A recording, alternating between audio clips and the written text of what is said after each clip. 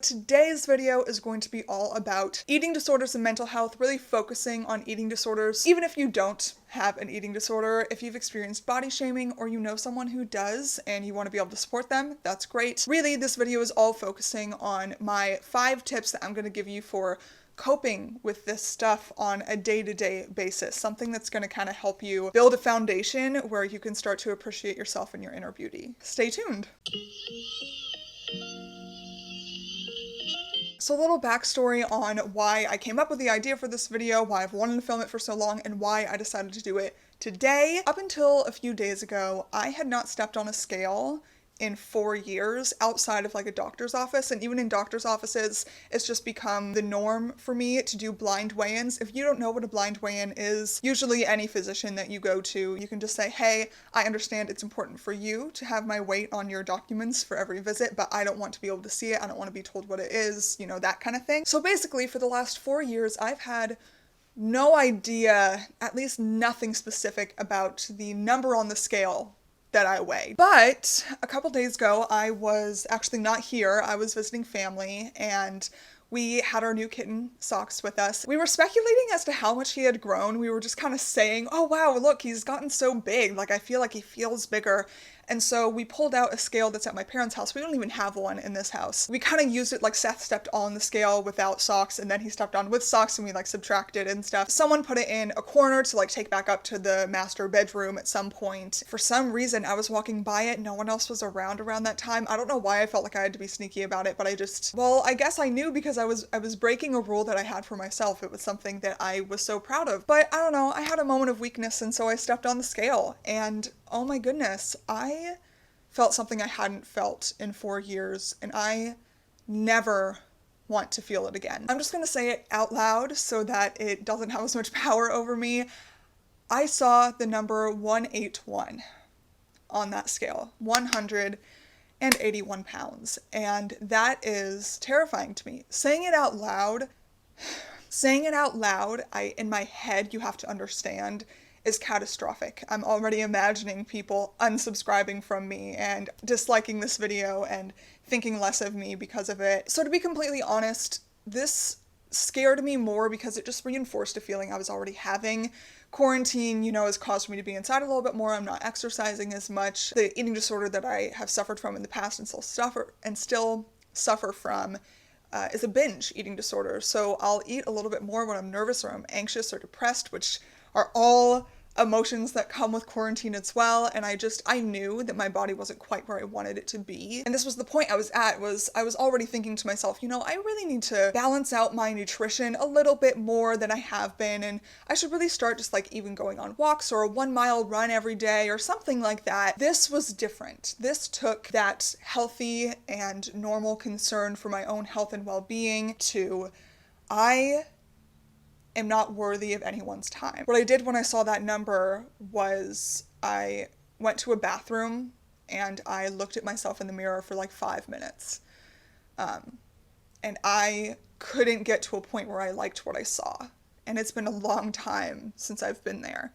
But that number just took that power away from me, took it away, just said, no, you don't get to love your body. You don't get to see your body as sexy or beautiful or magnificent or something you've worked hard on appreciating. So I've tried to justify it by saying I'm 5'11", I'm really tall, or I have been working out, maybe some of it could be muscle. Those justifications could be really dangerous on their own because, you know what, maybe it's muscle, maybe it's fat, maybe it's because I'm full of shit, you know? It doesn't matter where it's coming from necessarily when it comes to your eating disorder, because you need to be able to see value in yourself no matter how you look. That's very, very important. So anyway, it made me sit down and compile 5 tips that I have for you guys, and these are tips that I recommend practicing every day. So I think I'll probably call them something like daily tips or something like that I do to, you know, keep my eating disorder in balance or at bay or whatever jargon you want to use to describe what it's like to have an eating disorder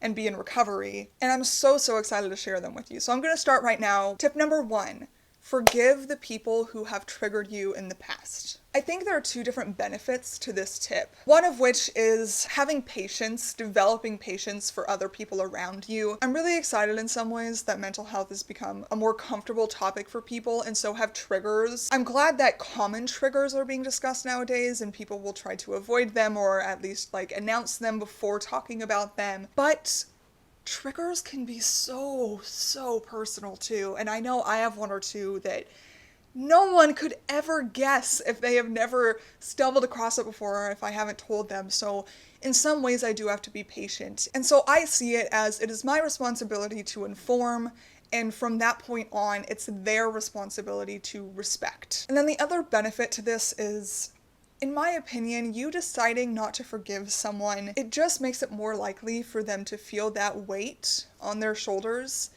and to never change. I know that that's a really empathetic way to come at it, especially when sometimes people say the most hurtful or hateful things and you don't want to think about it that way. You don't want to think about what they need. But I do think that it benefits both you and them and the world and anyone else they may interact with. And from the bottom of my heart, I say that because I've been on the other side of it too. I've made stupid mistakes where I just feel like an idiot, and if someone doesn't forgive me or someone reminds me of that mistake forever or keeps me down because of it, it's really hard for me to find the room to grow and change and become a better person. And I know for a fact that all of you have at least done that once in your life. So yeah, forgiveness. That's number one. Tip number two is to make it your goal to get to a point that you listen to your body. There are a lot of ways to achieve this goal, and I'll get into that in a minute, but your ultimate goal in healing has to be self-centered. Your goal cannot be to be beautiful because you already are. It can't be to end up looking like someone else because the likelihood is that they want to look like you. You can't decide that you'll have money and friends and happiness once you're thin. You have nothing if you don't have your own friendship and your own trust. Those are your goals. So obviously, I am kind of talking about nutrition here, listening to your body and eating what your body needs for fuel, but I'm not a nutritionist, and I'm sure that you've heard that before from medical professionals, of which I am not. But my point in this tip is that very often, disordered minds and disordered eating convinces us that we will have everything we want if we can just look a certain way. This isn't finding a solution to a problem, it's asking what your body needs in a moment for the rest of your life. Being able to say, okay, what do I need to restore my happiness right now? And your body will tell you, your body is able to communicate those things with you. It just takes building a relationship with it. So listen to your body. Tip number 3 is cleanse your social media. There are two sides to this one as well. So first of all is celebrities. Celebrities that post negative and hateful stuff obviously need to go, but also celebrities that just post empty, shallow nonsense. Those are the ones that I always neglected unfollowing, and those are the ones that have made some of the biggest differences. And the second side to this is people you know or know of. And I'm just gonna say this real loud so the people in the back can hear me. Unfollowing someone does not have to be malicious. It doesn't mean you hate them. It doesn't mean you're childish. It doesn't even mean that you've lost some contrived battle to overcome your insecurities. It just means that you don't need that right now for whatever reason, and your life's gonna be easier without it. So for me, when it comes to unfollowing people that I know or know of, a lot of the time it is either some pretty person that has always been nice to me, has never said a bad thing to me, we've always had fine interactions, and I for some reason have just become fixated on comparing myself to them. That person's gotta go. And then the other side of this is often someone that you've had a feud with or that you have negative experiences with in the past. The last part of this tip is to inject some much needed positivity into your social media. So for me, that just meant thinking about movies I've seen that have really moved me or interviews with artists and thinking who am I not following that I actually just always feel like a Marie Kondo kind of joy inside myself when I see them interacting with people on media or entertainment. I'm gonna recommend someone to you. She may not inspire you the same way she inspires me, but oh my gosh, does she grace my feed with so much positivity all the time. I absolutely love her. Jameela Jamil. I'll put her name in like a tag or something here and also in the description box down below, but I relate to her because she is tall and leggy like me. She is not stick thin. She is a normal woman, and she also just takes roles I really, really love. She was in The Good Place, and she has her own podcast now called I Weigh, and she is just doing some awesome stuff. She talks about good things, she starts good conversations, and she's also just really funny. She's someone that I would recommend if you need some extra positivity. Go check her out. Tip number 4 is accept where you came from. This is stuff you can't change. So privilege, that has been in the news and media and I think on all of our minds lately. A lot of people are feeling shame around these things, and it's important to accept rather than deny that these things exist, okay? So you have to appreciate how they've made you. You have to appreciate what they mean for your life, and you can't just go denying that you have privilege, for example. That's not how it works. You have to accept who you are and what your foundation is and where you've come from. Some other really common ones though are mistakes that you've made in the past. Those are really important to accept. Don't deny them. Just know that they're part of who you are.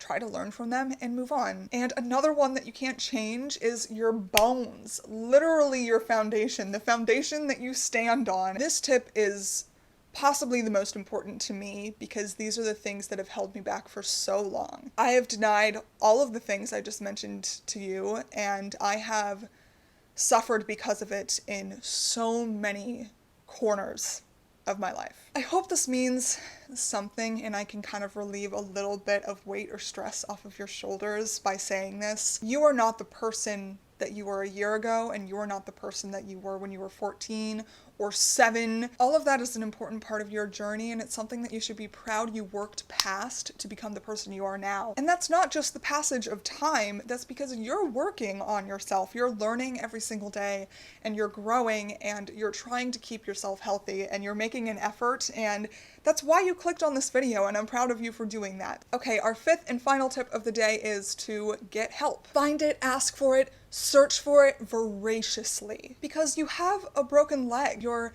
eating disorder, your mental health struggles.